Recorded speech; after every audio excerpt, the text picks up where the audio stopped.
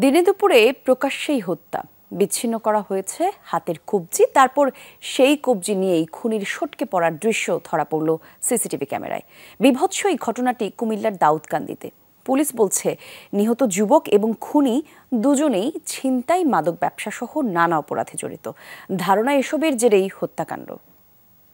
শ্রীলঙ্কা আবারও রপ্তানিতে শীর্ষে।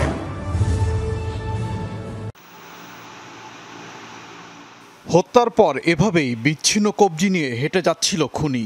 এত বড় ঘটনার পরও পালানোর তাড়া নেই তার। কুমিল্লার দাউদকান্দির গৌরীপুর ওলানপুর গ্রামের দুপুরের ঘটনা এটি। নিহত যুবকের নাম মহিউদ্দিন আর হামলাকারী আনিস। প্রত্যক্ষদর্শীরা জানান দেশীয় অস্ত্র নিয়ে হামলা চালায় খুনি। এক হাতের কবজি বিচ্ছিন্নর পাশাপাশি আরেকটি কুপিয়ে জখম করা হয়েছে।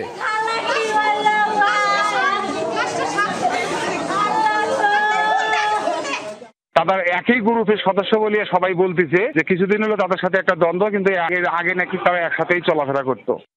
পুলিশ বলছে নিহত মহিউদ্দিনের বিরুদ্ধে রাজধানীর পল্লবী ও দাউদকান্দি থানায় ছিনতাই মাদকের একাধিক মামলা রয়েছে। এসব নিয়ে বিরোধের জেরেই হত্যাকাণ্ড বলে ধারণা করছেন তারা। মহিউদ্দিন নিজেও ভালো লোক ছিল না, তার পেশা ছিল হলো ছিনতাই করা, মানুষকে মারা। তার হাত পা খুব বেশি চলতো। স্থানীয় লোকজন বলতেছে সে মাদকাসক্ত ছিল এবং মাদকের সাথে সম্পৃক্ত ছিল। তো সম্ভবত তাদের পারিবারিক কোনো জের আছে এবং মাদকের কোনো জের থাকতে পারে। দুইটাকেই আমরা মাথায় রেখে কাজ আগে যাচ্ছি।